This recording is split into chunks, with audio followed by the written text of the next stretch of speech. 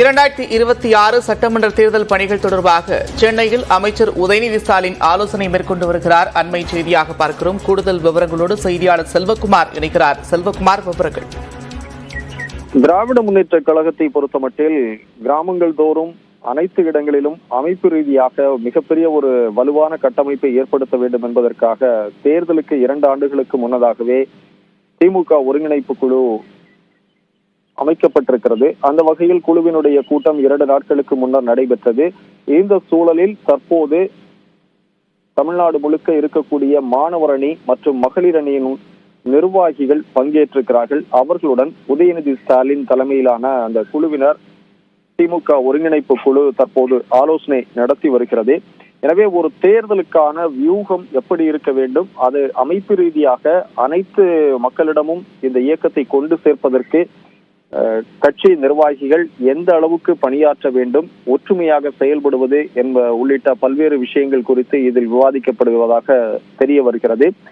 இந்த கூட்டத்தில் எடுக்கப்படக்கூடிய முடிவுகள் குறித்த தகவல்கள் திமுக தலைவர் திரு மு.க. ஸ்டாலினிடம் இந்த ஒருங்கிணைப்பு குழு மூலமாக சென்று சேரும். எனவே இன்றைக்கு மாணவர் அணி மற்றும் மகளிர் அணி கூட்டம் நடைபெறுகிறது. தொடர்ந்து மற்ற அணிகளினுடைய கூட்டமும் நடைபெற இருக்கிறது. அடுத்தடுத்த நாட்களில் இது நடைபெறும். இதில் KN நேரு, அமைப்பு செயலாளர் RS பாரதி, அமைச்சர்கள் ஏவா வேலு, தங்கம் தென்னரசு ஆகியோரும் பங்கேற்றிருக்கிறார்கள். நந்தா, தேர்தலை எதிர்கொள்வதற்கு முதலாவதாக குழு அமைத்து திமுக ரேஸ்ல முதல்ல பயணத்தை தொடங்கி இருக்குது. தொடர்ச்சியாக இன்று நடைபெறக்கூடிய இந்த 2 அணிகளை தவிர அடுத்தடுத்த கட்டங்களில் எந்தெந்த அணிகளோடு ஆலோசனை நடத்த வாய்ப்பு இருக்கிறது செல்வகுமார்?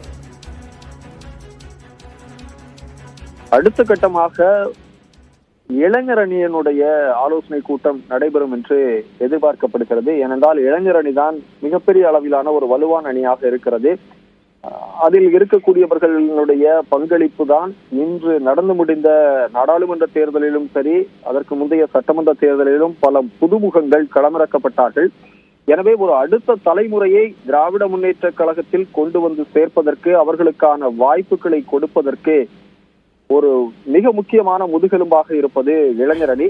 அந்த இளைஞரணியுடைய செயல்பாடுதான் கட்சியை அடுத்த கட்டத்திற்கு, அடுத்த தலைமுறைக்கு கொண்டு சேர்க்கும் என்ற நம்பிக்கை அனைவருக்குமே இருக்கக்கூடிய சூழலில் அவர்களுடனான ஆலோசனை நாளை அல்லது நாளை மறுநாள் நடைபெறும் என்று எதிர்பார்க்கப்படுகிறது.